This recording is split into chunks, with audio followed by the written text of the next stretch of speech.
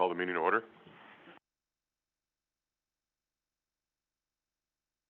Flag of the United Republic for which it stands, indivisible, with liberty.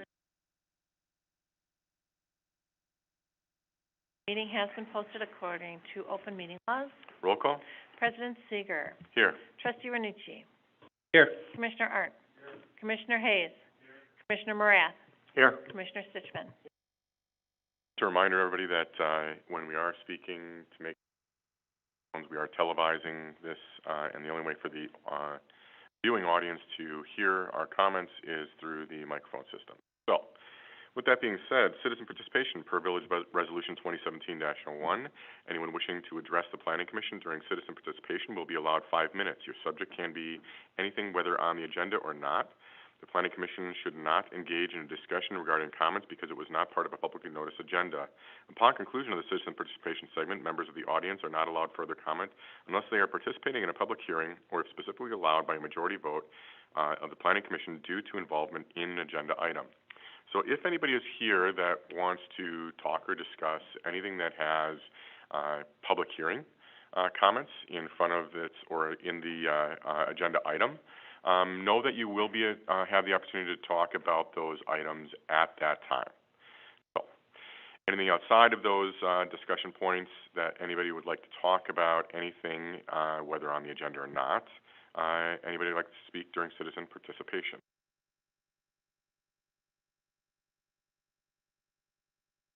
Anybody like to speak during citizen participation? Anybody want to?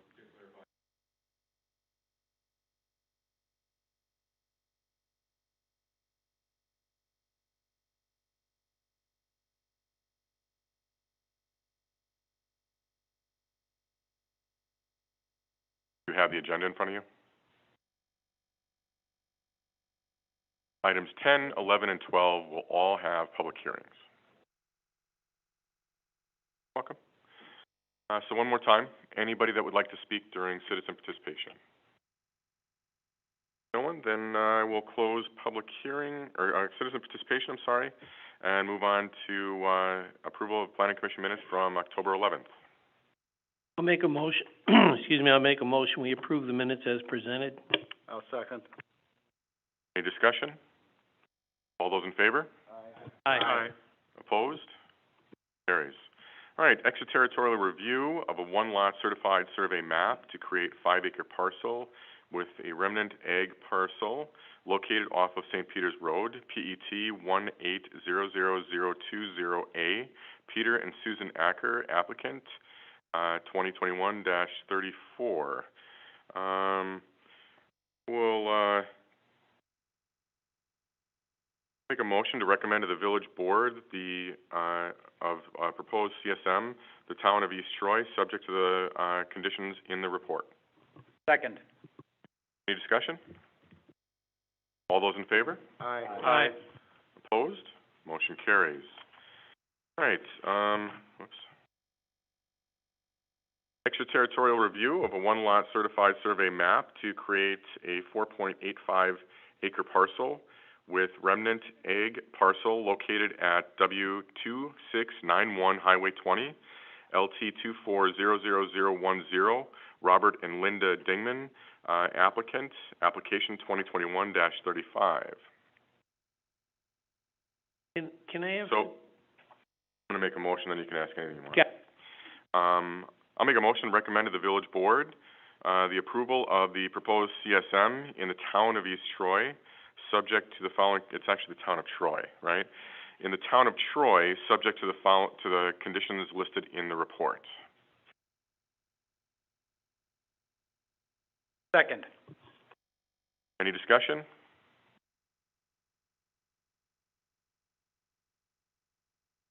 All those in favor? Aye. Opposed? Carries. All right. Moving on to a one-lot certified survey map to merge 3 adjoining parcels located at 2511 Main Street. BBQ Pit LLC, Leon Davis Agent, 2021-36. Tim? So this is pretty straightforward. There are 3 adjoining, parcels. There's a one-lot certified survey map. Essentially removing all the internal parcel lines, creating one with a unique tax ID. There is a proposed motion for your consideration, the 4 general conditions that are applicable, and then there are 3 specific conditions,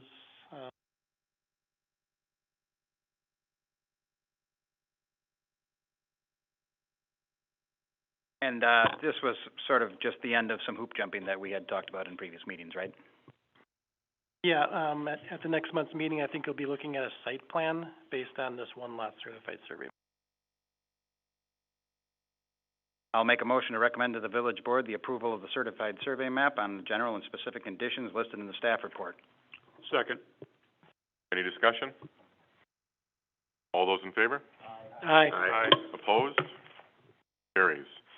All right, moving on to, amend, various dimensions, standards, and subsections 510, 24H of the zoning regulations for the two-family residential TR8 zoning district. Steve Lambert, applicant, 2021-37. I'll open the public hearing. Want to come up and talk on this at all?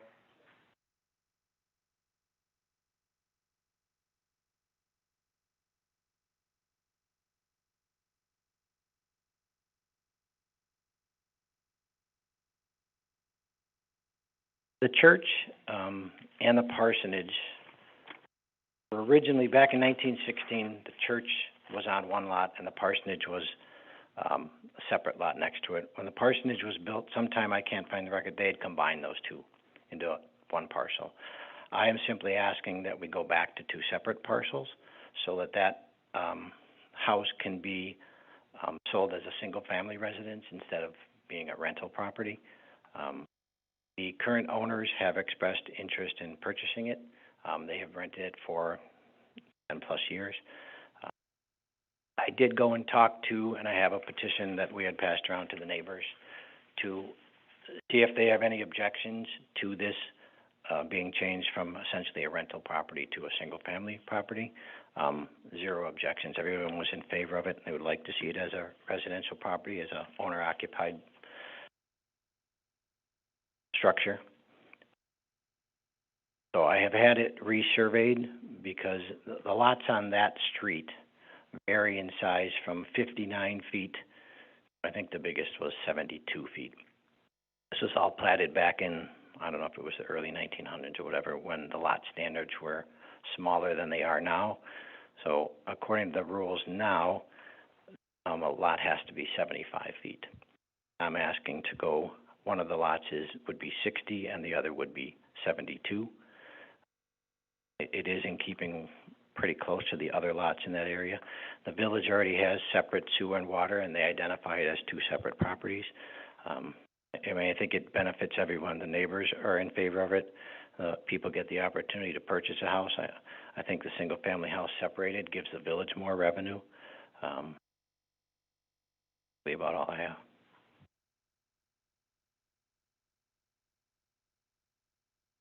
So I'll provide a little bit more background. Backstory about the 2 lots that are in question, but essentially the petitioner is asking to amend the text code for the TR8 zoning district. Not just for these parcels, it would affect every parcel that is classified as TR8. And included in the staff report is a description of the TR8 zoning district. First page, there's a map showing where the TR8 is located. Again, this is a text amendment. There's a public hearing. Plan Commission, after the close of the public hearing, will make a recommendation to the village board, and the village board makes the final decision. We did do the Class 2 public hearing notice, and we have not received any written comments. And there's a public notice, and I'm just flipping through the staff report. The application is there. But if you go to the last page, packet, this is Exhibit A, and this includes the current text as it relates to the TR8 district, and the proposed changes are an underline and strikeout. So, primary impetus for this is to change the minimum lot width. And currently, as was mentioned, the lot width in the TR8 district is 75 feet. Proposal is to make it 60 feet for residential and then 70 feet for non-residential. So we have both residential properties and non-residential properties. And the other change is to change maximum building coverage for non-residential from 40% to 45%, and impervious coverage from 50% to 55%. The other proposed change is to allow lots that are 10,000 square feet or larger for non-residential with Plan Commission approval.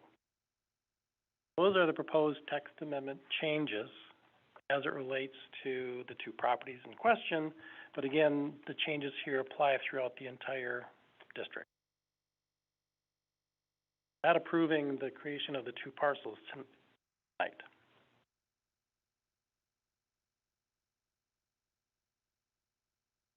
So are there other areas within the village that have similar situations?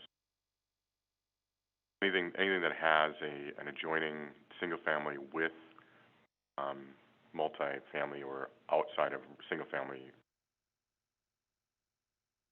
Again, that's kind of the impetus for the proposed change, but that's, what we're not looking at tonight. As I'm looking at this, I'm appreciating the fact that we haven't changed the setbacks, side setbacks or anything. So realistically, the narrowness of the new narrowness of a lot will just create a different design of building that has to go on to this property. Leave the streetscape with the same kind of passages and things like that. Correct. And as Steve indicated, the TR8 is primarily located in the downtown area, the original plat, and most of those lots are like 66. So basically, we're changing the zoning to match the width of the lots that were platted at the time. Do you by chance, Tim, know what the width is of the single-family zonings? Offhand, no. I can check. I would guess that it was something similar. So this going to, the TR8, which is designed to be, a higher density concept anyway. Right.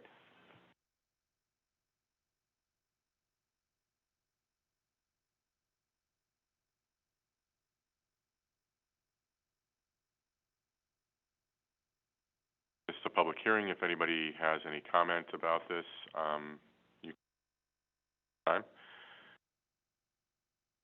Well, any kind of comments need to be at the podium. Melanie was standing already, getting ready to run up to that podium, so come on up, Melanie.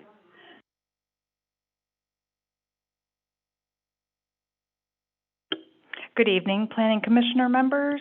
My name is Melanie Denhart, and 8428 Town Line Road, East Troy, Wisconsin, obviously referencing 2931 Union Street. As a member of the First Congregational Church of East Troy, United Church of Christ, I thought it was important to give you a brief history of our past. The original portion of the church was built in approximately 1916, and records indicate the congregation tithed and saved for the parsonage. The pastor's home was eventually built to the west of the church on the same lot. Fast forward over 100 years, and the church building remains, with the addition of a Sunday school wing, as does the home. Unfortunately, the church membership declined, and over time, repairs became hard to finance. The congregation found itself in the situation of needing a new roof on both buildings, along with other maintenance items. In order to refinance the roof, we contacted the Village of East Troy to discuss the possibility of separating the parcel, thus making the home a separate lot. We felt that selling the home would be a much more palatable situation than parting with our beloved church building.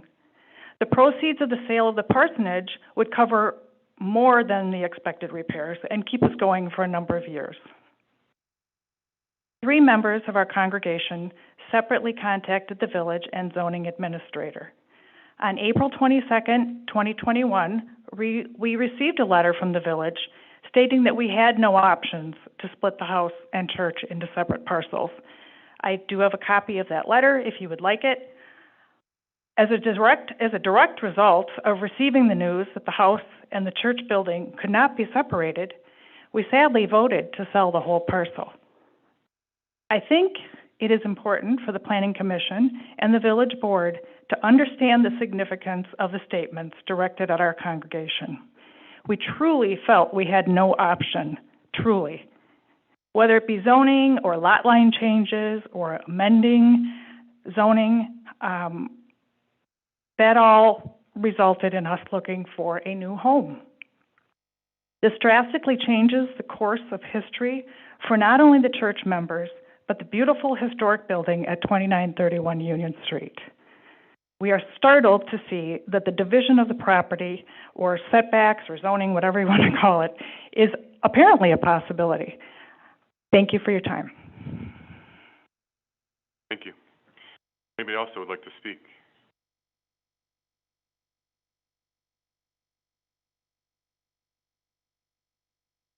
And this is a public hearing. Anyone who has any comment on the subject or questions can ask or state at this time. Anybody else that has any comment during the public hearing?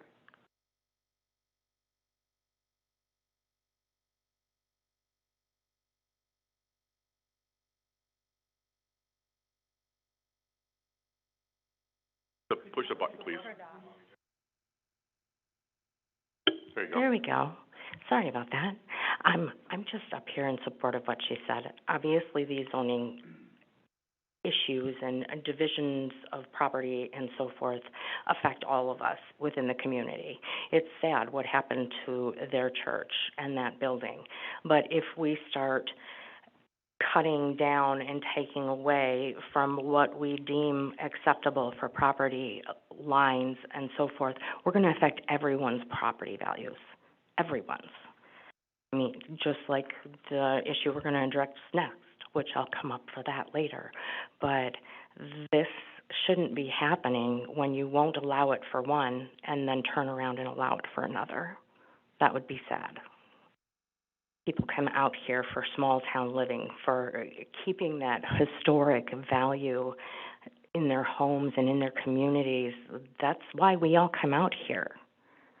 So I'm really hoping that you consider the fact that these people that had a lot invested in this community were denied. And that should be taken seriously. It has a lot of weight.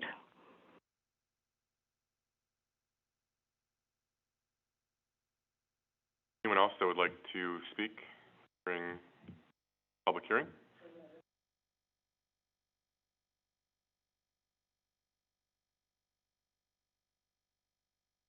Oh, come up and... Yeah. I'm also a member of the UCC Congregational Church. I have been a member since I was born. There is a lot of history that goes along with our church, and this is very important to many of us.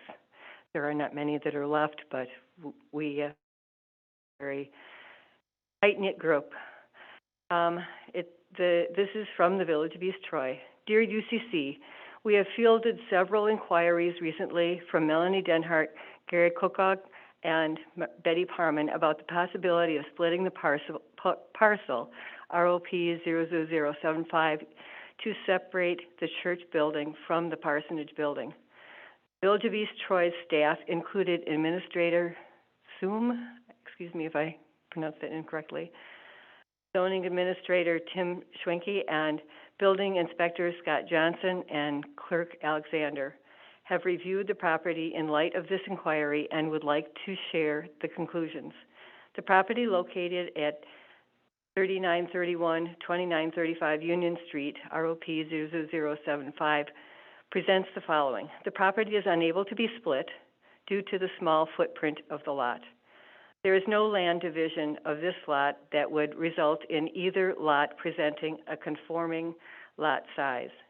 The village cannot create a new non-conforming lot. New lots must conform to the required zoning and land division regulations. There is no configuration where the side setback requirements could be met. There are no configuration where public road frontage and requirements would be met.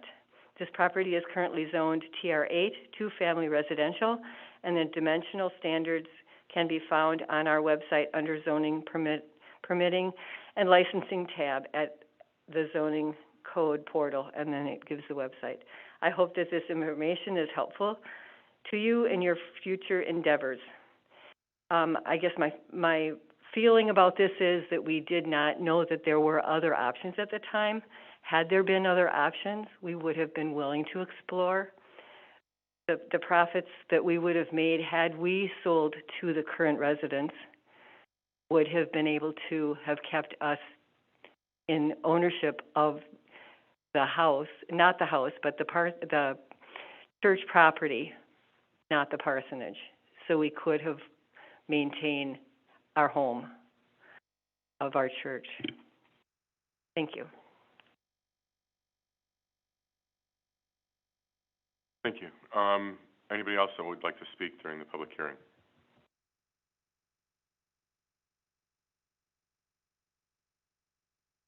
My only concern when it comes to the rezoning of TR8 and all of that is this is something that is seriously considered for this property, which, given their story, I completely understand why they would want to split that off so they could keep the church and do repairs. That is something that weighs on my heart, hearing her plea for this.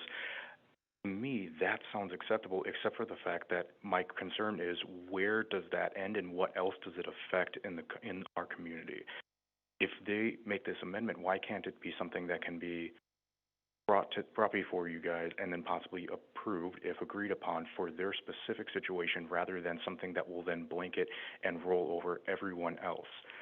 Because if they make this exception here, it doesn't just affect them, it's affecting the entire code that we have. And then there may be other things that fall, like dominoes down the line, that we did not foresee here because we're not looking into every single property and every single situation covered by TR8. My only concern and my only thought through all of this.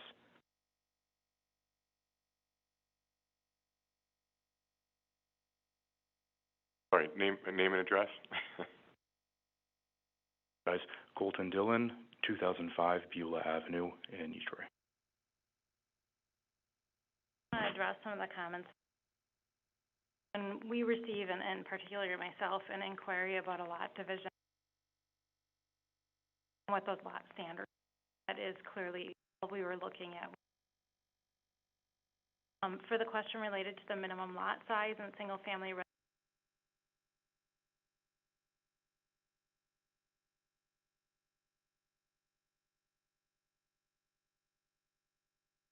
Anybody else would like to speak during?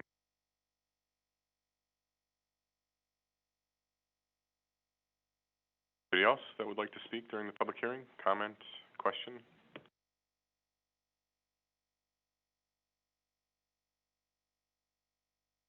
No, then I will close the public hearing. Tim?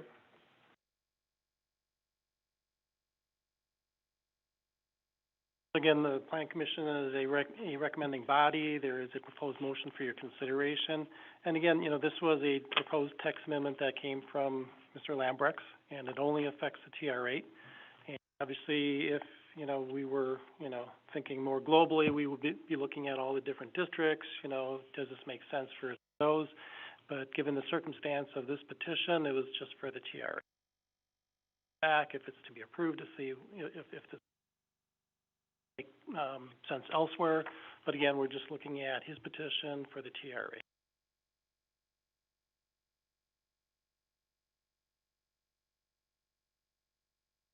I know I mentioned it before. I still feel like it's a comment that should be made because TR8 is a zoning that was probably created conducively to duplexes, which is why a lot of the buildings that are in it have been converted to duplexes, which is part of it. And a narrow duplex lot versus a narrow single-family lot is different, and we're talking about 15 feet.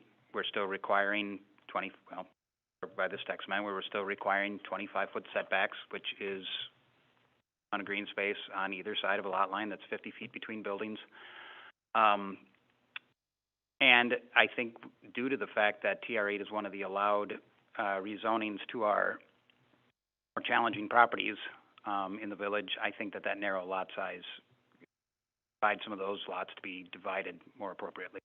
So the impact does affect more lots than the lot of the petitioner, but I think that those impacts have value.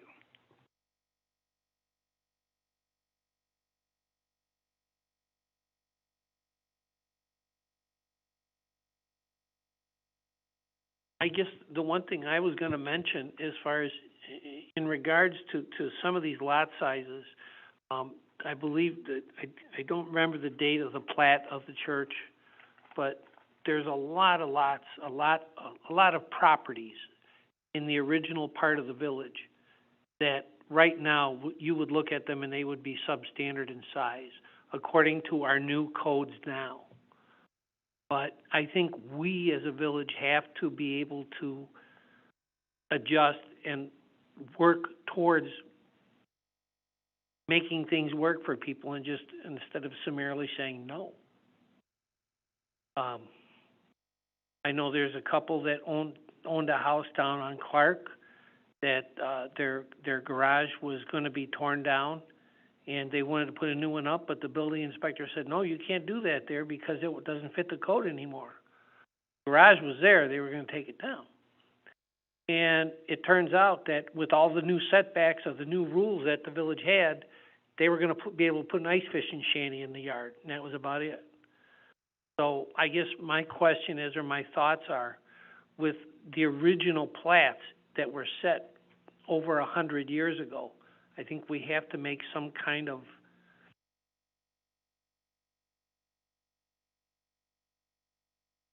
different setup for them, because it's not their fault that those were platted, at the turn of the century. I agree with that, Forty, and I think some of the things that came to light here tonight is perhaps something that we need to consider as a future agenda consideration.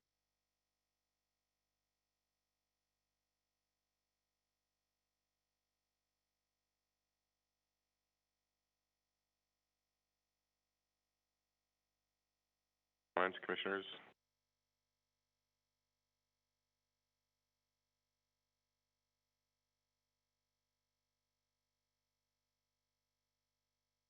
I'll make a motion to recommend to the village board the approval of the request to revise subsection 51024H as set forth in Exhibit A. Second. Any other discussion? All those in favor? Aye. Opposed? Carries. All right, on to rezone, subject property located at 2019 Beulah Avenue. RA 454-00001 from light industrial L1 to attached residential AR9, ABCS Investment LLC, applicant Steve Lambert, agent, application 2021-38. We'll open the public hearing at this time. Did you want to?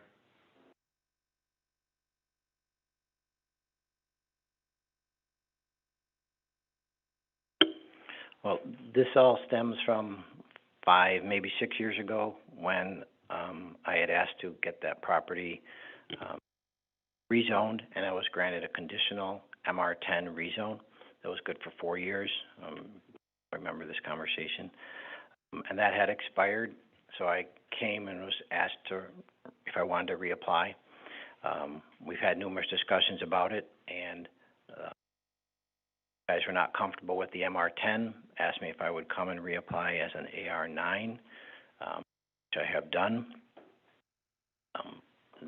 And I will tell you that you were all here when I spoke against the apartment building on Bill Burns' property, because I'm in favor of owner-occupied units. And being the owner of this property, that is the only thing that I would allow to come in there. I have no intentions personally of doing apartments. I didn't want apartments on the Burns property adjoining my business. I certainly don't want that across the street.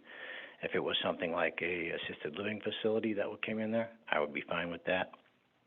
Or townhomes or something like that, but as far as apartments, I have, no inclination, no desire to do that, nor has anyone ever spoken to me about doing apartments on that property, so. Questions, I'll be happy to answer them.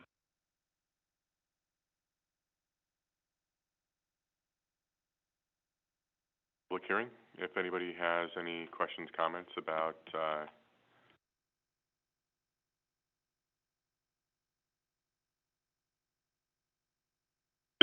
my God. I was here last time when this was going through, and he was talking about apartments. And if he's in favor of just owner-occupied, that's not multifamily. What we're talking about here is up to, is it 9 per acre? That drastically changes the landscape that I look at every day. That's not at all fitting with what this village looks like. If I had known that, we would have never purchased if that was a possibility. We wouldn't have bought in this area. He's talking about changing it quite a bit, and that is not owner-occupied when you're talking about buildings that can hold 4 different units. So this doesn't make sense to me. And I also don't understand why in the world only people who live within 300 feet, not yards, not any larger than 300 feet from this property, were notified about this. That's not acceptable either. We all have a vested interest in what happens in this community, at least those of us who live in it, because I don't want my property values to drop. I don't want them to go through the floor.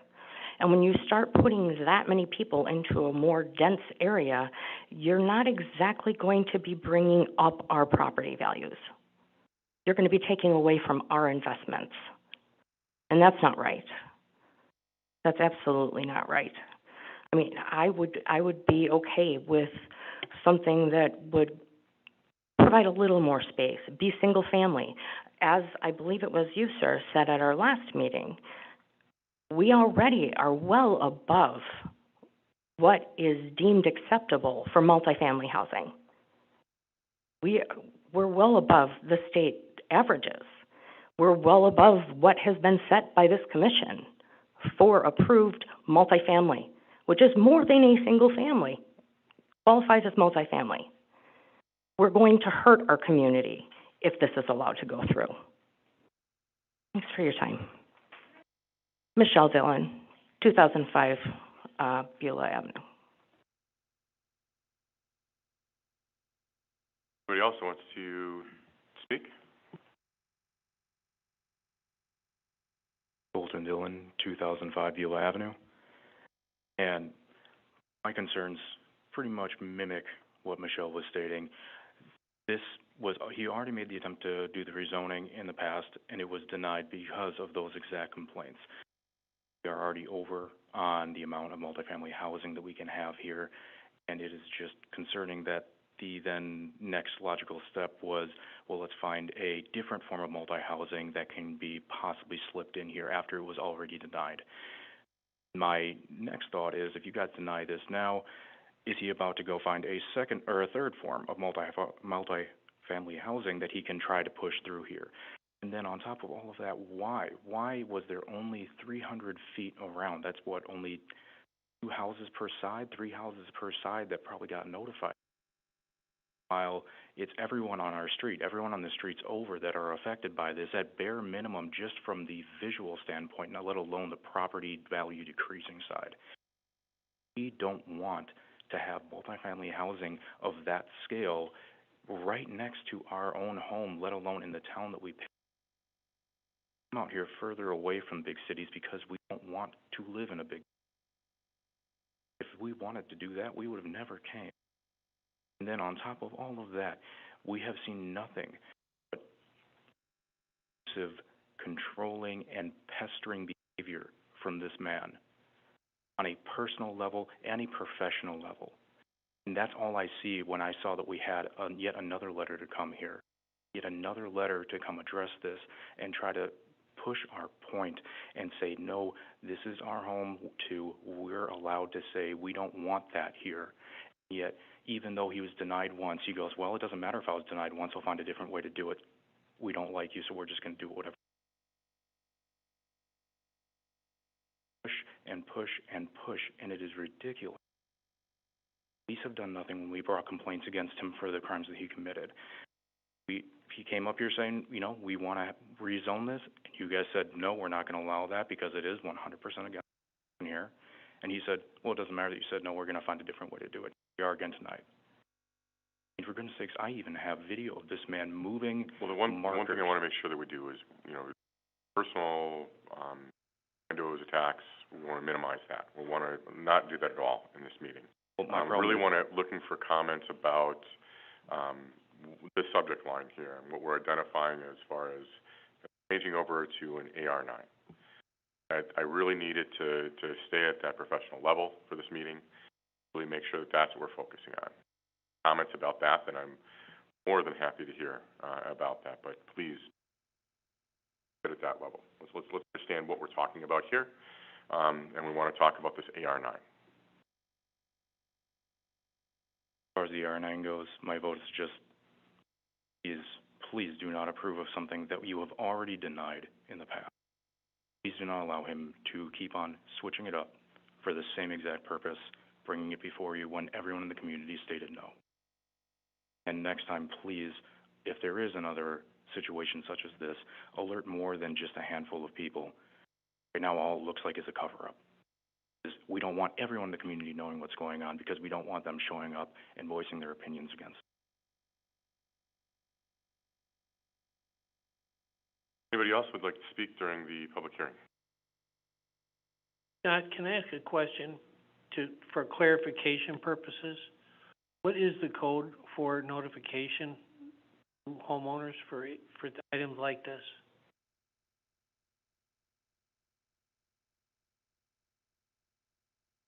So it's been the policy to send it to within 300 feet. There's nothing in our code that requires a notice be sent out. There is a Class 2 public hearing notice that's published in the newspaper.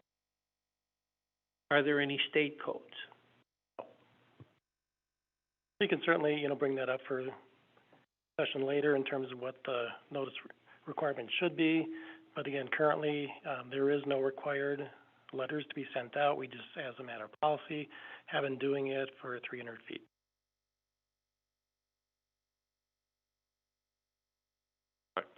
Anybody would like to speak during the public?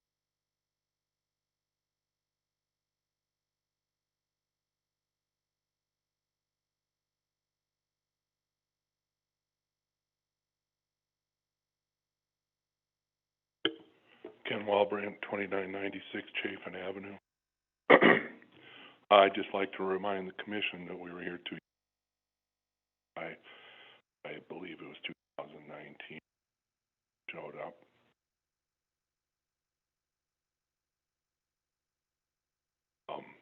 None of that has really changed. They're not here tonight, but the longer we out, tired of it. I'd rather be hunting right now. Anyways, I wonder what's going to happen to the guys that work in that little assembly shop. I mean, put them out of their jobs. That's another factor involved in this.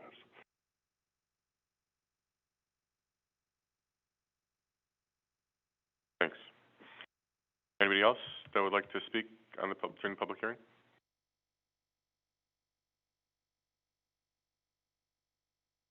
Just want to address some of the stuff that was brought up.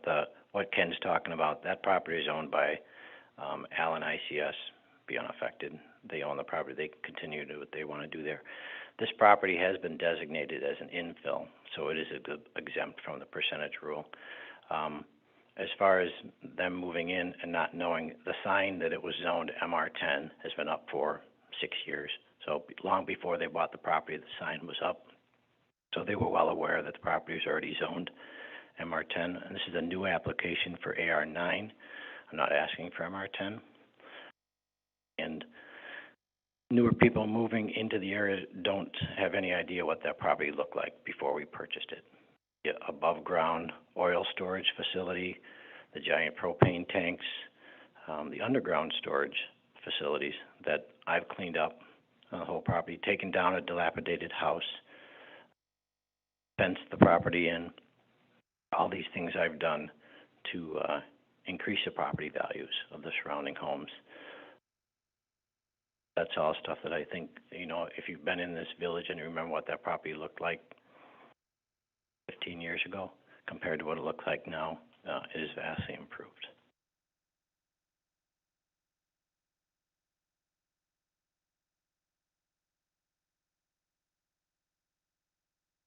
Just want to make a quick adjustment to the things that he stated there, because that was not the complete truth in part.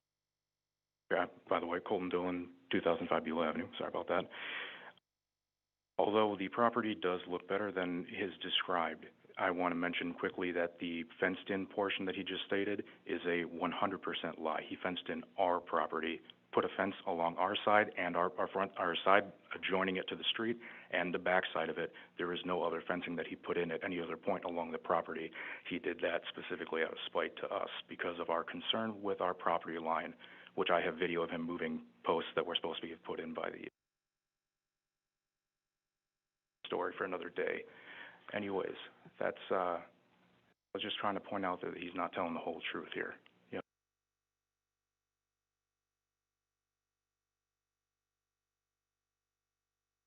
And they haven't been here long enough. I fenced in the entire west portion that adjoins Mitchell Park, as well as the north portion that adjoins St. Peter's, and those are all chain link.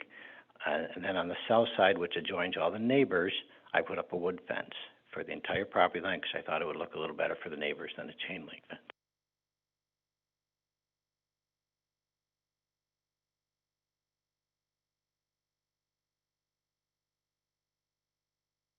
My concern, more than fencing at this moment, honestly, is we are above allowables already for multifamily. That's just a fact. This community is already above, well above. We're not talking a slight margin. We're talking well above. And I believe it wasn't that long ago that a different piece of property just down the street on Beulah, was a block away, was just recently denied for the exact same reason, because we're above multifamily. When you have too many multifamily units in a community, you drop property values. We definitely need to look at this 300 feet issue of who gets notified, because to be very honest, people that live beyond that 300 feet, they're going to be affected as well. I spoke to neighbors about this. Unfortunately, a lot of them were not able to come tonight, but there is no support for this in this community, at least in our neighborhood, in our little piece of our community. This will definitely impact our property values. We're already above. And if you're going to make the exception here, then what's going to stop the next person? Because they're going to say, oh, well, we can cite that this happened and he was allowed, so why can't I? It's just going to open up a can of worms that shouldn't be opened. We need to keep our property values where they are. Everybody is going to be negatively impacted if we keep adding more and more multifamily units. This doesn't benefit anyone. We don't want to have a little hood going on in East Troy, because that's not going to help y'all. Thank you. Again, public hearing is still open. Anybody that would like to comment on it? More time, public hearing. Anybody would like to make any comments? Yeah. Could I ask Mr. Schweike to give us a quick definition of the infill property? Because I think part of that's in question here. So I'll start back 5-6 years ago. As Mr. Lambert indicated, he submitted a petition to rezone his property from light industrial to MR10, and that was granted. And that was a conditional rezoning, and there were terms and conditions that had to be satisfied within that period. Those terms and conditions were not satisfied.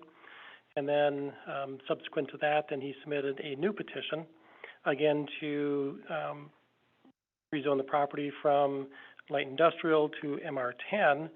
And we got into the situation where there was a policy in the comp plan that talked about the percentage of single family to multifamily. And it took a number of meetings, a lot of meetings, in any months and, so on and so forth, to go through that process to resolve that issue.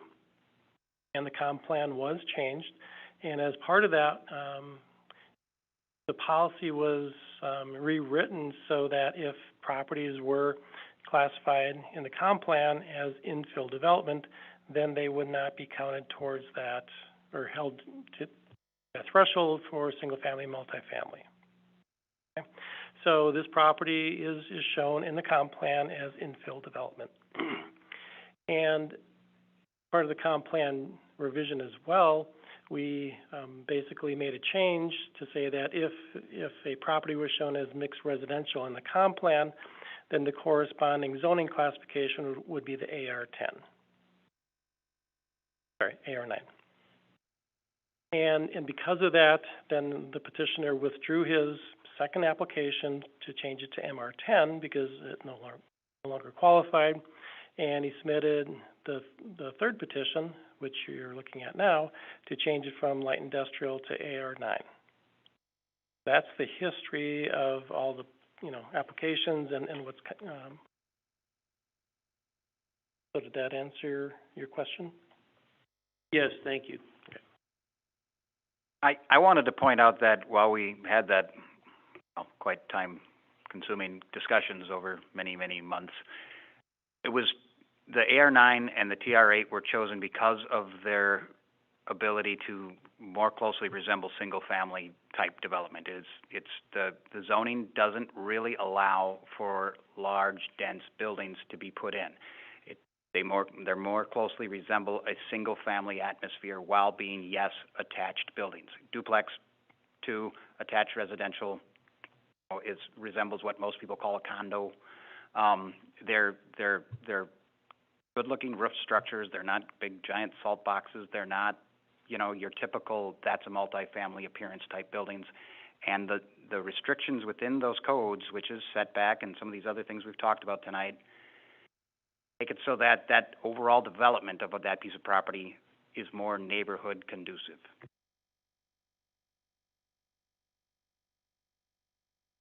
Benny, you brought up a good point at the last Let me meeting. just, one more time.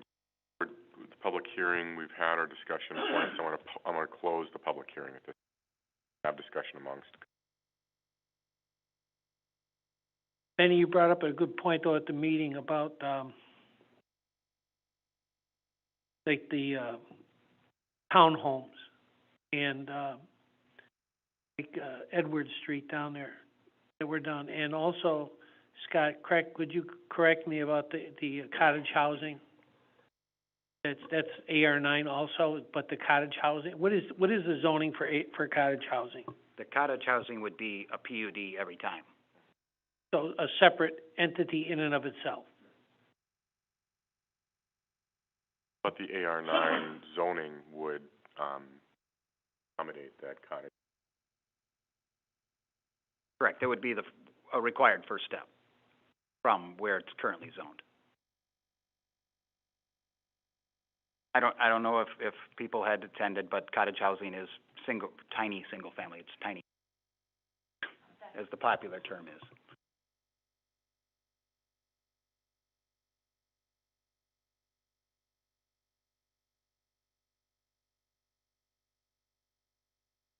So, as part of the staff report, there is, the public hearing notice. There are findings on the second page with regard to my role in the process. There are 5, findings that are required.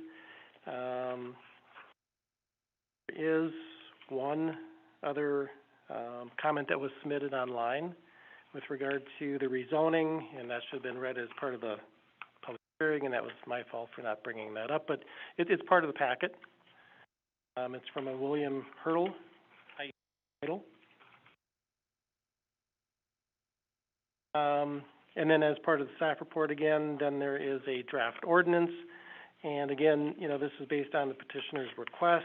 And like we did last time, this would be a conditional rezoning from light industrial to AR9. And there's a term to the conditional use approval, the conditional rezoning, and that's 4 years.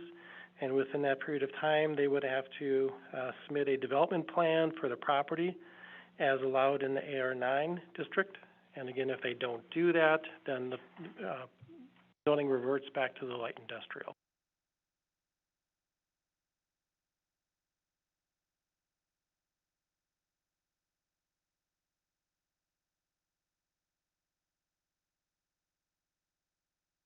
So I just, as it sits right now, they could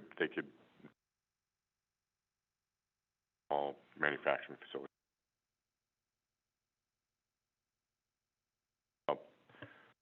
But not with this rezoning. Right, but I'm just saying that the way it's currently Currently, zoned. yes. And anything that would fit into the light industrial. Right.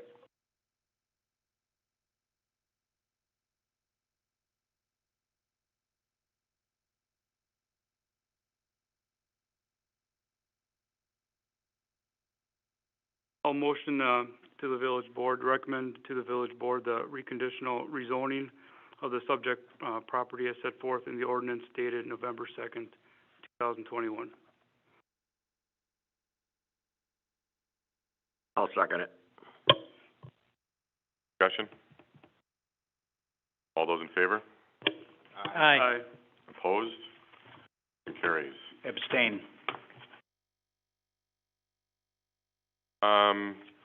Potential revision to the zoning code, chapter 510, relating to buffer yard requirements, application 2021-33. I'll open the public hearing. Want to make some comment on it ahead of time, Tim?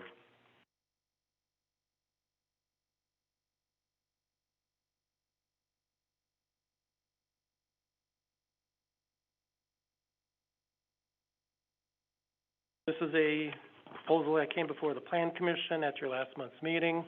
We looked at a potential revision to the section dealing with buffer yards, and a motion was made to set the public hearing, and that's why we're here. And essentially, it's adding a provision that allows a waiver to the buffer yard under certain circumstances, and that is part of the ordinance as drafted. Public hearing is open. If anybody has any comments for that topic. We want to make any comments?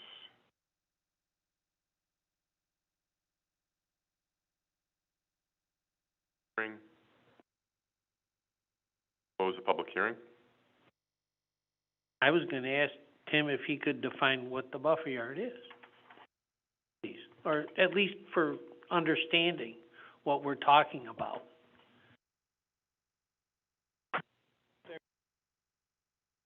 So just real quickly, within the zoning code, there are standards for landscaping, and there are requirements for buffer yards, so that when two different properties abut and they're in different zoning classifications, depending on the zoning classifications, there would have to be a buffer yard. And the buffer yard is the undeveloped strip plus landscaping. So depending on the nature of the two different zoning districts, for example, if a residential property is next to an industrial property, then the buffer yard is going to be bigger and wider and more screening. If that property is residential next to commercial, then that buffer yard is going to be smaller. That's basically what the requirement is. It's landscaping and undeveloped strip. And again, that's in section 119 of the zoning code, and the proposal is to add a waiver potential that a petitioner can request. And depending on the circumstance, then the Plan Commission can waive the buffer yard in whole or in part. And again, the major consideration is that buffer yard, if it's actually put in, would actually create the screening that's desired.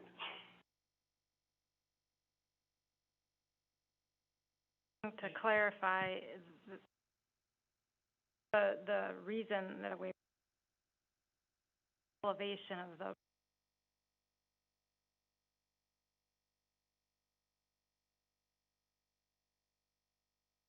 Thank you. I just, Make a motion to recommend to the village board the approval of the proposed ordinance based on the findings contained in the proposed ordinance. I'll second it. Any discussion? All those in favor? Aye. Aye. Opposed? Motion carries. Discussion related to potential revisions to the zoning code and comprehensive plan with regard to the downtown transition, area described in the village comprehensive plan.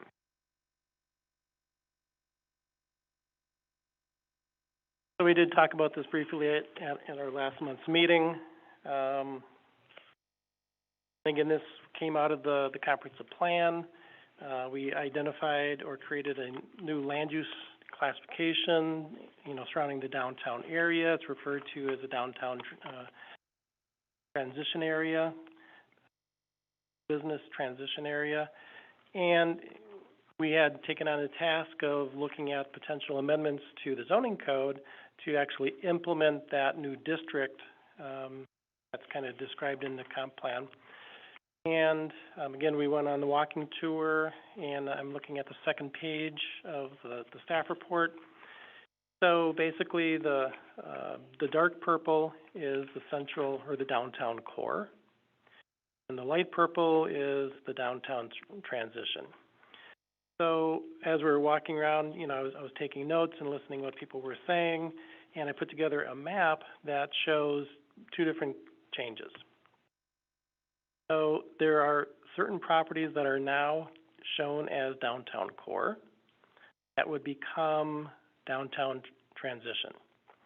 Basically reserving the downtown core for those properties that really, front on the square, that have those zero setback in the building.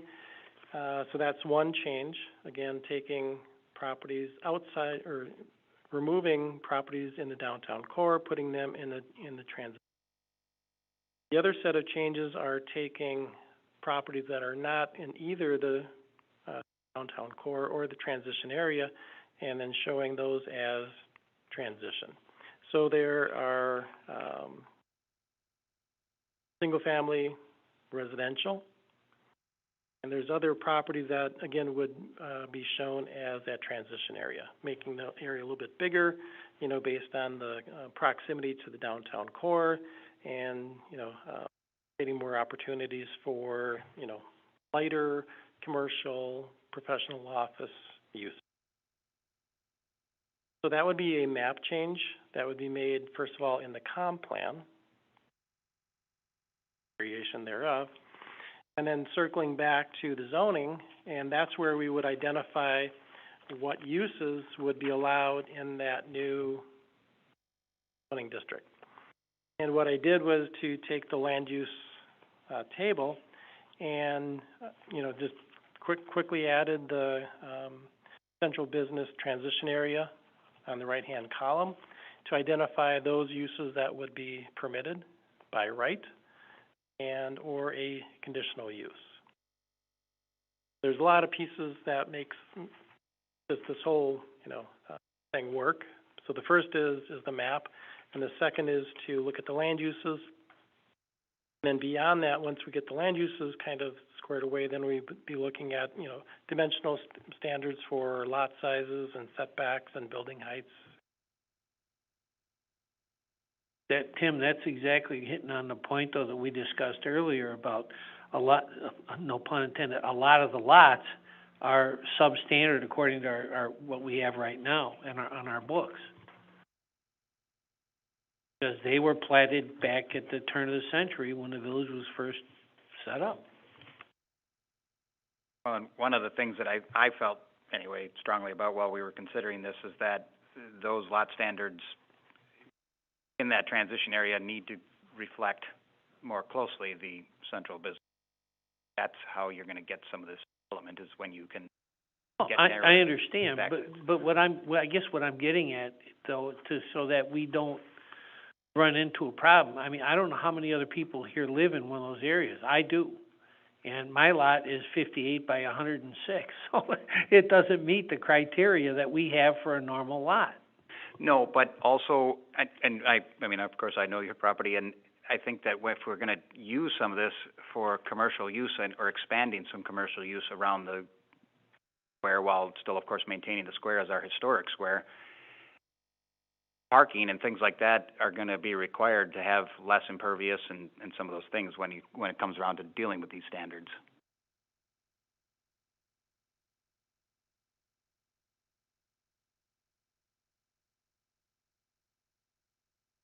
Wanna go through the table, Tim? But, we can certainly do that, or look at the map, either or. Again, they all kind of fit together. Wherever you wanna go first, it's fine.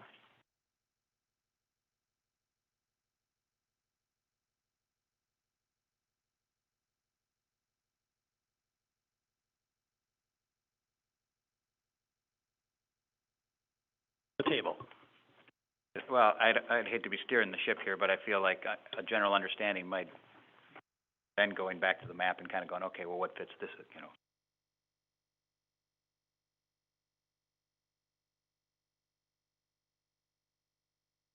So,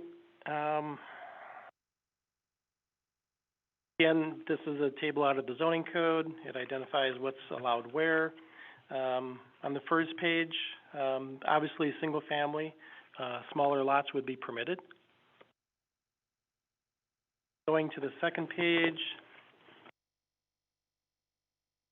then again, we get into, a variety of housing, two flats, twin houses, duplexes, townhouses, and multiplexes. So I'm not sure if that was the intent, was to allow more housing density, or if you're just looking at kind of upping the commercial, professional office opportunities. I guess that was my intention. I mean, mixed use as well, of course, where it's, can split a property to be half commercial, half residential, and actually even try to promote that, but I don't know so much that I was all the good space around the square to being just residential.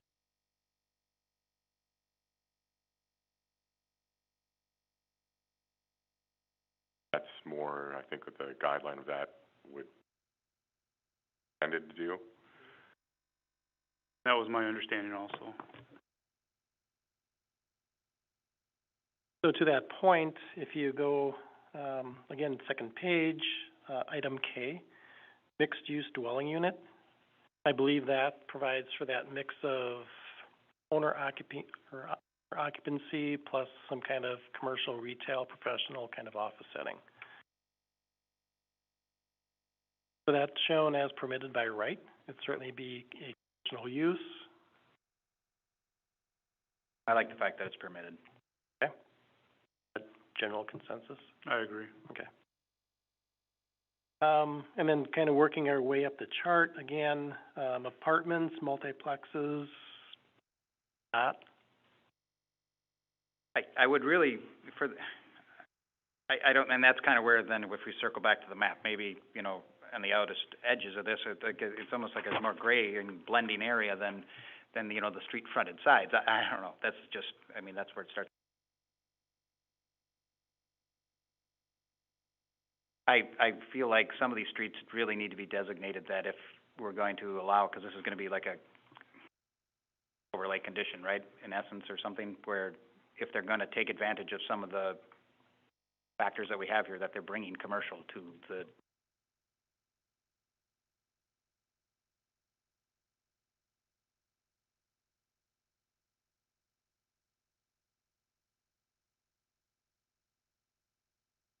So, I'm gonna work through this.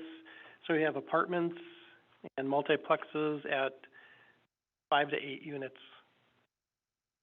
Not too much? Just as a general rule. No, I mean, if it's downtown. If it's, you know, in these areas, then no, I guess theoretically, but again, I push for that all to fall as second floor above commercial if we were, I don't know, that's where I guess I'm kind of.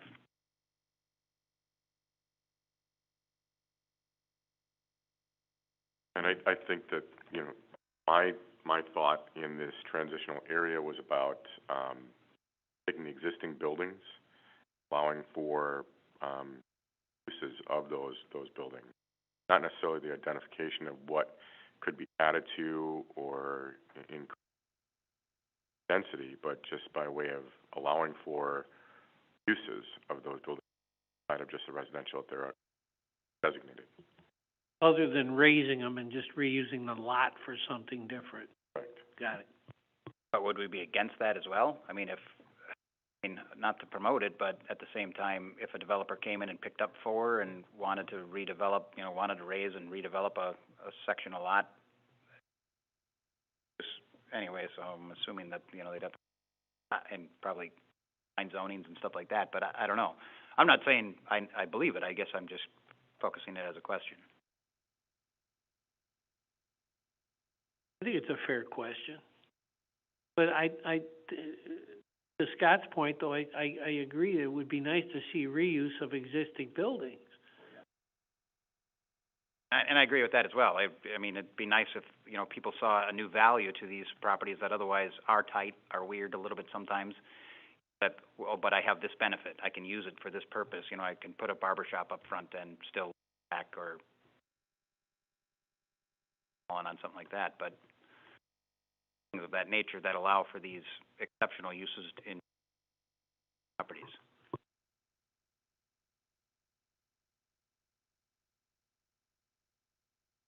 So, obviously, there is a demand for more commercial office space in the downtown. I mean, we've seen a developer come forward with a zoning district for the reuse of the church, you know, just because there's not enough space. But it's, you know, I don't want to say unrealistic, but it's probably not likely that if each one of these properties developed, there's not going to be enough commercial, you know, opportunities for each and every one to develop that way. Not to say that they would have to, but to make a requirement to always have some commercial on the first floor is probably not market driven that way.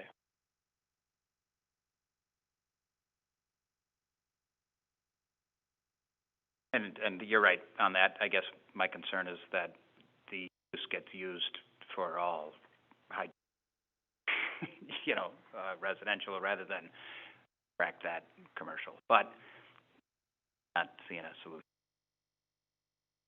And I don't think that I'm in favor of pushing for the multiplexes, the 5 parcels, tearing down homes, putting up apartments. That's not why I wanted to look at this. We look at our downtown as kind of the downtown, the heart of our community, and we end upon what is that heart and making it a little bit bigger, giving a little more opportunity for those that are surrounding that main square to have similar opportunities for growth, not by way of just putting up a bunch of apartments.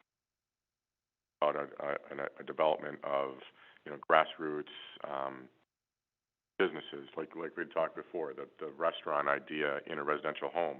It happens a lot in different communities. We don't have it here, but there are some appropriate uses for it within this area. That's where I'm looking at it. Okay, so coming back to the chart again, single family, obviously permitted. 2 flats and twin houses and duplexes. Yep. What about 3 to 4 unit townhouses?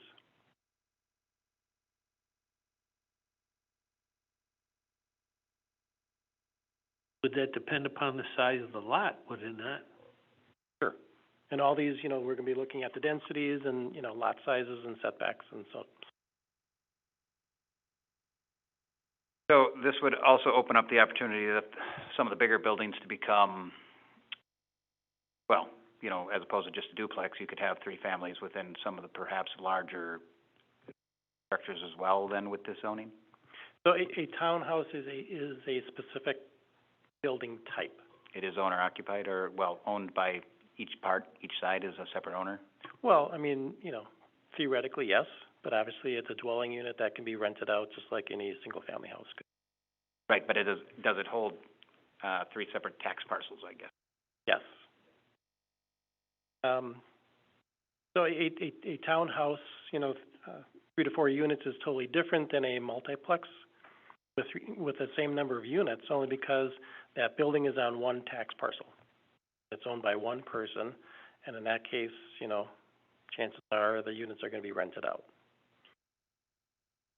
Not to say that that same building couldn't be converted to a condo.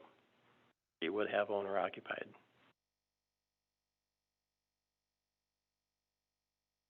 Currently, E, townhouse, 3 to 4 units is shown as a conditional use. Question is that acceptable, or do you just want to strike it all together?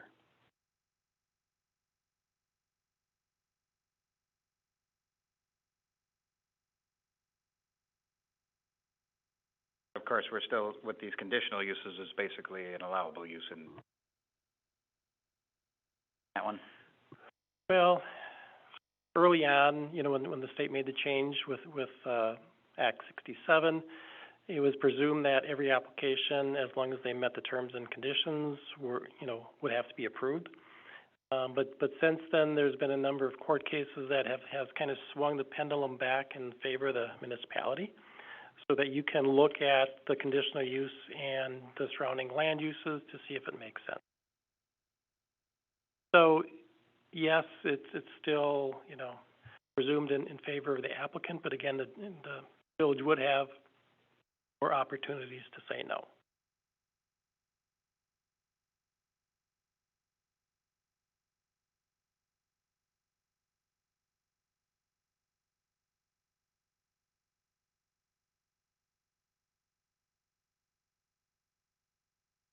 Well, I guess the way one thing I'm looking at this, is that I can see all the 5 to 8s getting axed, but if you're gonna approve 1, 3 to 4, whether it's a townhouse, a multiplex, or an apartment, I sort of, because, like you said, the probability of owner rental is probable anyway, especially down there. So if you're just left asking whether or not that's a building with too many residents on a lot down there. How far ahead are we looking in this thing? I guess my question is, are we looking only 10 to 20 years in the future, or are we thinking 30 to 40 years? And that's my question, only because of the fact that I think that has a little bit of bearing on what we're deciding. For instance, and I'll just give you a wild example, if somebody came in with the money and they bought Lauber's Barn on my lot, they could take everything down and build a nice building from division to church and have storefronts down there with apartments above. And I have to admit, 40, that would be an example of my best outcome of some of what we're working towards. And not the, but that, I think that something like that is what I would imagine it would be nice, off square, type stuff. But there probably would be more than 5 apartments in there, I would think. But that would then fall under the mixed use. I don't know, that's why I'm asking. I'm not... So, I guess that being said, it's not like we necessarily have to have these 3 to 4s even, because that would be without mixed use, but as Tim said, well, okay, but what do you do then maybe with some of the other lots that maybe they're on the outskirt of this thing, and somebody comes in and says, yeah, but I'll put residents there and will spend at the commercial end of things, and that. And that's the pickle, that's the challenge that we're trying to debate here. I don't know. Because it certainly could be violated. It could be something that's like, ooh, that wasn't what we were hoping for. And certainly whatever you do now can be amended in the future. So maybe it's the case where you just kind of, scale it back a little bit to where it is right now. And if the market dictates and if it makes sense, then you might say, yeah, we might consider some more, 3 or 4 unit apartments or, whatever. And then just kind of scale it up as opposed to going too much and then having to scale it back down because you've shot or it didn't make sense. You gotta start somewhere, right? Right, and actually, I would almost hope that maybe if we scratch out everything that's listed, that you have, penciled in here as conditional, and that way we can really steer those first few possible developments of what we spoke of, with the actual raising development type of activity, be that mixed use first, where we start going, oh, okay, well, we've got enough of that in, and now let's allow some smaller residential only developments to happen. I just like to have the idea though of having a good direction before we, we're not just trying to grope our way around in the dark there. I agree, and and you asked how long the plan was. Well, the plan happens when, it happens in a moment, as we kind of saw with the housing market jump off in 3 to 3 months and then last. But the other thing I was going to say is this plan is kind of not supposed to look like it's hurting property values. It's actually supposed to hopefully allow for a property to have value that otherwise might be this kind of anchor within that transition. Like, oh boy, here's a house that really has no value as a great home, but it might have the same value as a piece of dirt to someone who would be willing to put something better on it. Well, but come on now. but it's and really to allow that, and allow then also so the downtown gets the benefit of it, and that property owner gets some benefit of this new idea in zoning that we're working on. Yeah, I think the last time we were talking about this, you had a small single-family home. Exactly as you're speaking. I guess what I'm hearing is at this point in time, we'll just strike the townhouses, multiplex, and the apartments.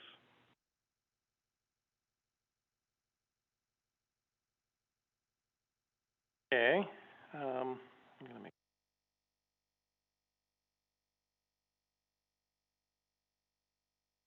continuing down the list, there's under the agricultural uses, we'll just allow whatever is currently in the rest of the districts. Next page, proposed change is under public services and utilities, just like the rest of the zoning districts, it would be allowed by right. Community living arrangements, 1 to 8 residents, would be permitted by right. And 9 to 15, as long as we took out the kind of the multifamily, higher density, we wouldn't have to allow those kind of units or facilities with 9 to 15 residents unless you wanted it. Take that out. Same thing with residential residents and more, we could take that out. So now we get into kind of the commercial uses. Office permitted by right. This just could be a standalone office. Somebody buy a house, turn it into a, office, whatever. Personal or professional service. This is shown as conditional use only because it's probably more traffic as opposed to some kind of office.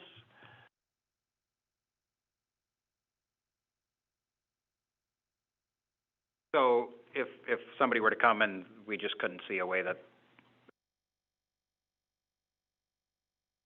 just too tight in that neighborhood to allow for them to have their salon there or something, we'd say, no, I'm sorry, we can't let you have it. But if somebody has the parking, that place to handle that traffic, then we would say yes.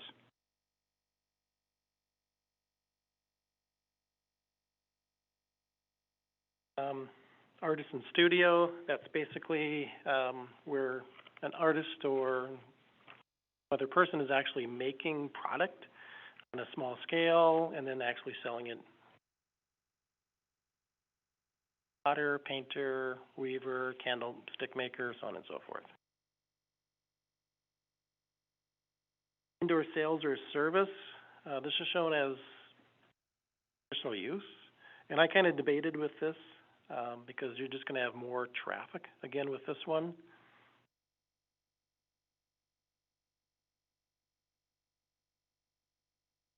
That's basically just more of a product version of the personal Right. professional services. It's similar traffic issue, it's a similar, problems, right? That we're gonna, is why we're looking for conditional use.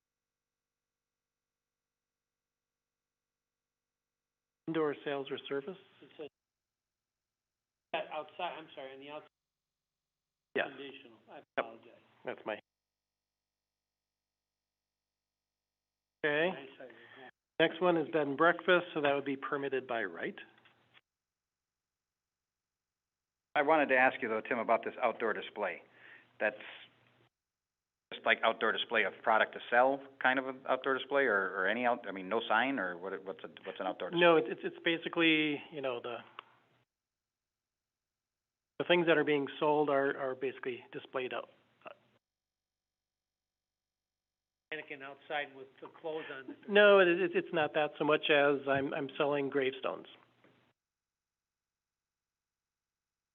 Sure.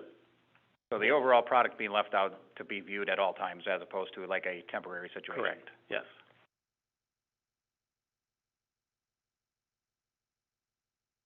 Okay, bed and breakfast, it's conditional use in all the other districts. I've got questions about whether that should just be permitted by right as long as you meet the terms and conditions. But Not only that, but I think that that's also another one of those things that really speaks to what would be neat about the downtown, you know, if people can start, and then, you know.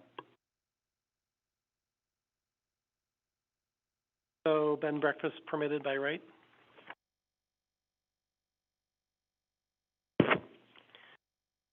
Then we get into the next page, commercial indoor lodging.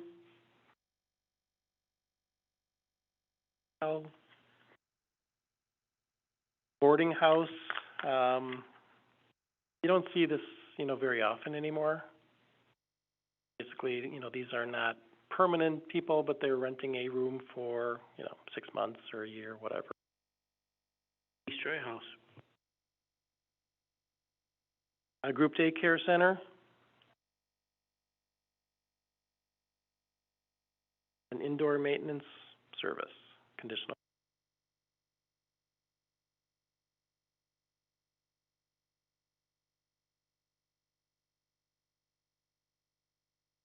The indoor on that means that everything has to be kept indoors, right?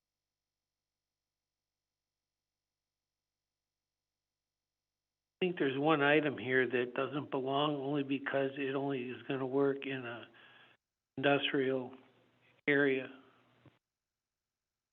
Item R, under land use permitted. I'm just saying, cause I was on the board when we set those ordinances up. Sexually oriented land use. And I know that they're only allowed in the industrial park. That's it. So we're not changing it. Yep, they have to go someplace. So the next, set of uses that are permissible is under industrial, G, H, and I. And again, to some extent, this is kind of preempted by state statutes, so we're allowing whatever's, out in the other zoning districts and the CB transition area as well. Okay? Just remember all the telecommunications, colo equipment may require equipment on the outside of the building. Cooling units, power transformers, like that. We'll have to cover it, hide it, quiet, because you're residential area. We have a, what is our, I know you're saying about covering or hiding it, but we have a limitation on the height of fencing in the, don't we? Her answer is yes.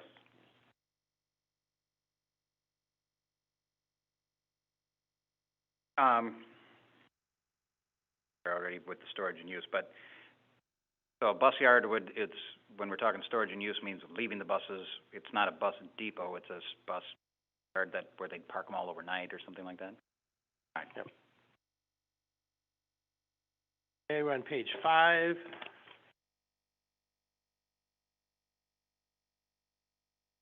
Transportation, E, off-site parking.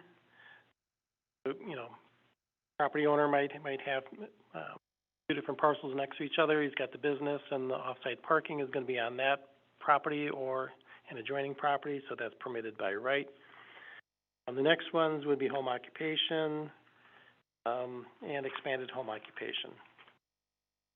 The single family. Okay, I'm going until somebody says stop or I've got a question.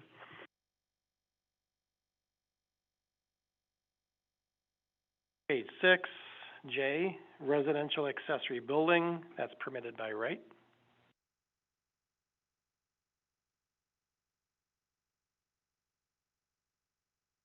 Could you define residential accessory building?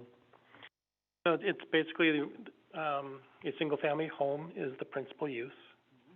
And then the accessory use is a garage, Garden shed? Okay. greenhouse, gazebo, whatever. So non-residential accessory building is along the same lines. If there was a church and they, you know, had to have a garage for storing, you know, lawnmowers, so on and so forth, that's what that would be.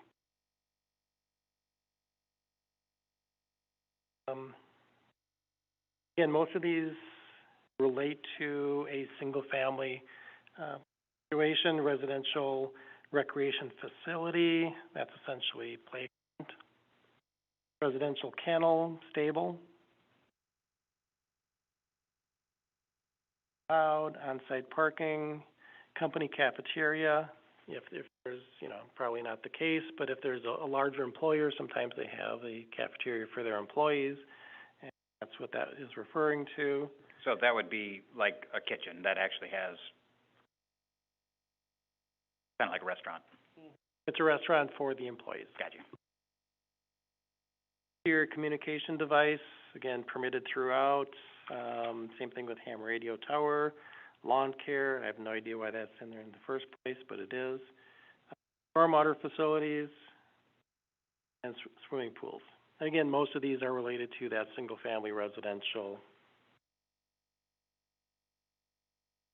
Answer your question of why lawn care's in there, because I was actually reading Waterford, the other day.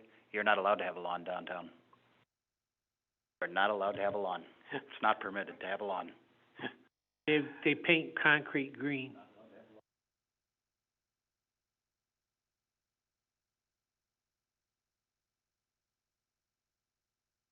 I don't know, He wants to have a potted plant and a piece of sod? Well, as an example though, if it was the square proper, you know, I mean, granted, yeah, there's some lawns now because the buildings came down, but, you know, basically that's what they're saying. You are not allowed to have a lawn, you have to have building and concrete and all. Well, I guess we'll keep the lawn care. And now get into the temporary uses, and again, basically just transferring over what is, you know, allowed as a temporary use in the commercial districts over into the proposed CB.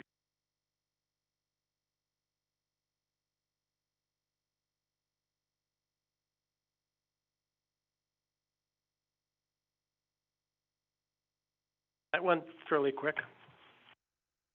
And, you know, basically this is kind of an iterative process. You know, you've got the map, you've got text, you've got different dimensional standards, and, you know, you might have to circle back and say, well, if we made this change over here, does it, you know, work over here? And it's kind of a process of, you know, just working on it. It's gonna take a while.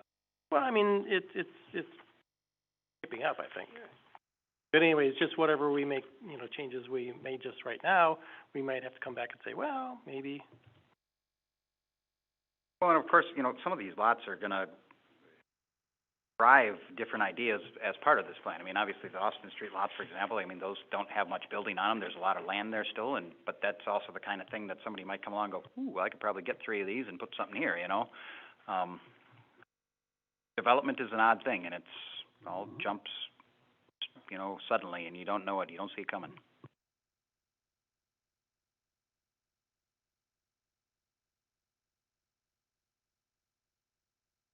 So maybe one way of looking at this, again, there are properties that are now in the downtown core that would be in the transition area.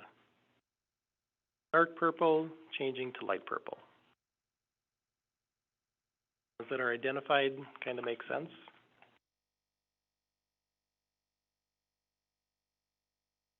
I think that they do, as long as, again, setbacks and stuff like that on some of these properties that are already, I know that some of them have very tight setbacks to start with, and some benefit in setback, of course, as being part of the downtown core, central business district.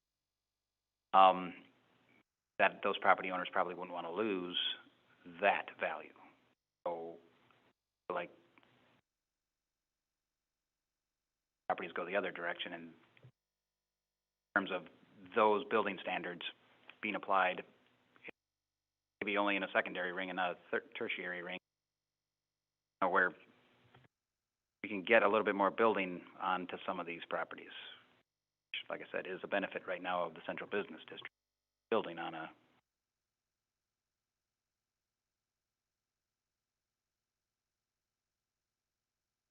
for example, you know, the property over by you, I'm going to talk about your property, you can talk about mine if you want, but you get a lot of building on those properties, especially Well, absolutely. if, you know. I mean, my house is there. My house is owned business.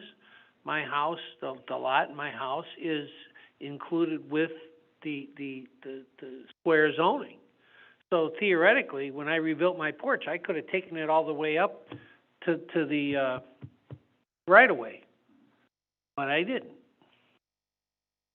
And I know that that's still nice, and while I believe that some design standards should come along with that, you know, a certain amount of stifling while having that benefit, and those are kind of like the scale that I think we should be working at when we talk about some of that too.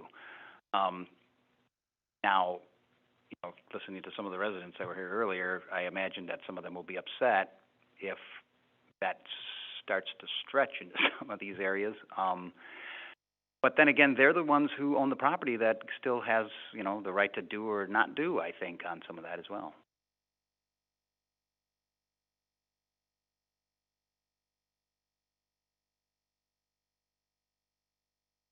So the other part to being in the downtown core is basically you're part of the downtown design guideline. And I agree with that. I agree with those standards to being that there are standards, not necessarily that some of those standards are not really relevant to what would likely look good, actually, even on some of these outside properties. But all of those storefront facades, which is part of that, you know, even in all of that dark purple area right now, you're not really going to get the right street faces as they're laid out. But yet, again, putting enough building on some of these things, not necessarily having to have that historic storefront look, but just, you know, some sort of design standard that could be more done at a staff level rather than a constant, you know, approval by the planning commission with each.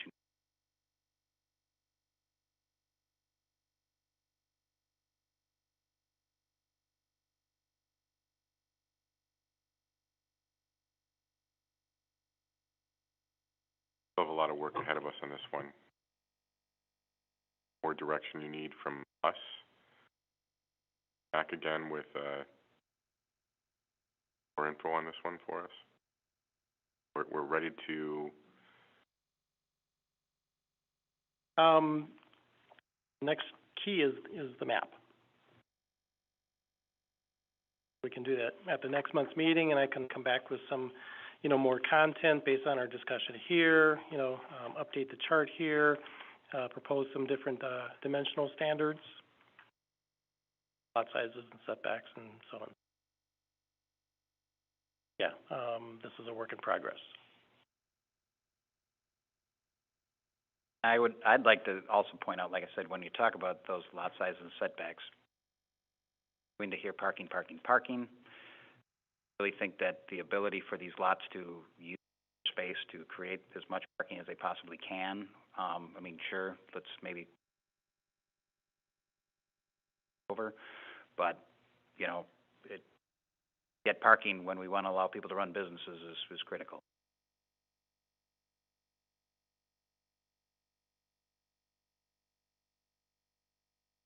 Basically, you have street parking in all the streets that we're talking about, right?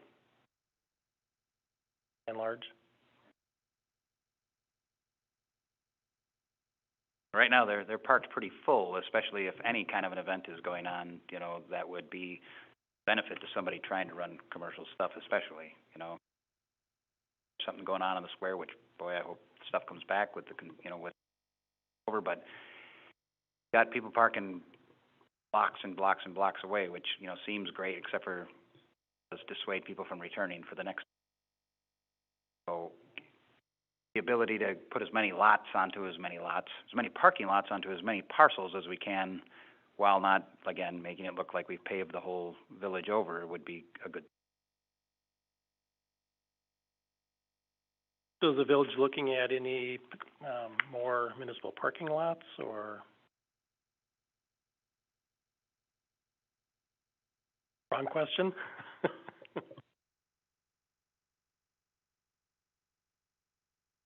No.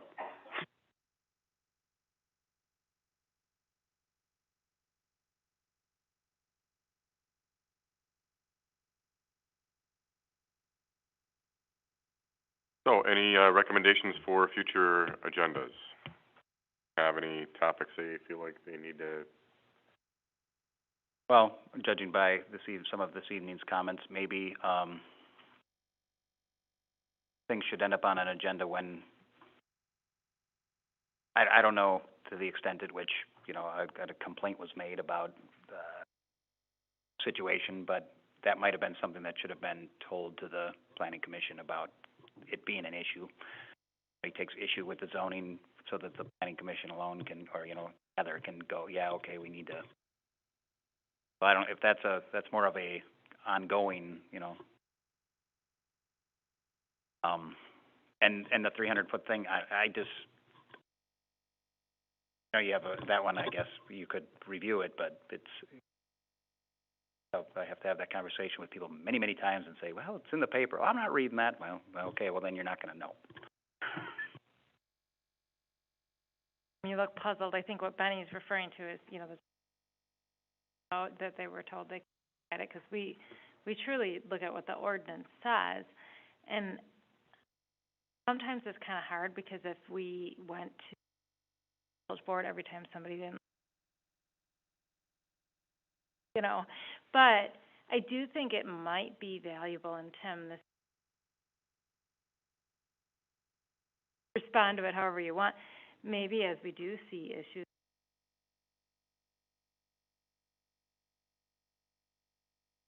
I can think of another property that we're dealing with, and because of some of the lot standards and it address. But yeah, I mean, that was an unfortunate situation. That was, we simply advised that, you know, you can't, this is a lot standard, and now we have somebody. I can understand from their perception that would kill.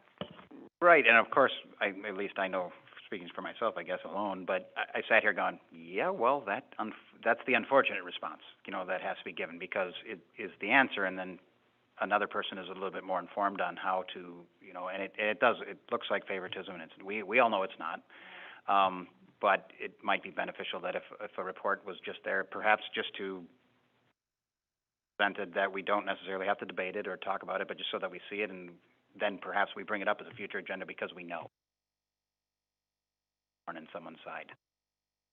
Sometimes it just helps to ask why.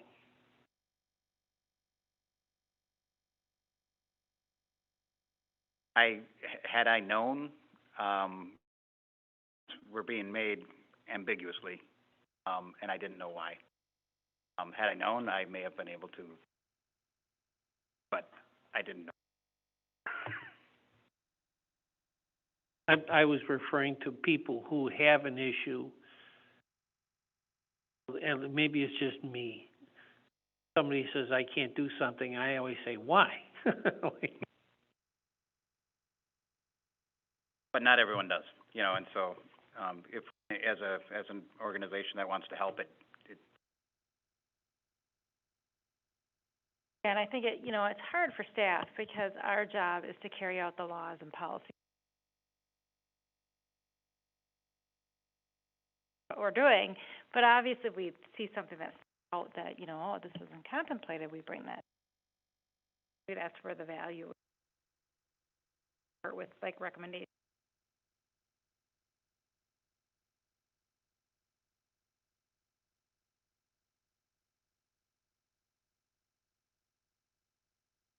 Next meeting is gonna be December 13th. Adjourn. Second. All those in favor? Aye. Meeting adjourned.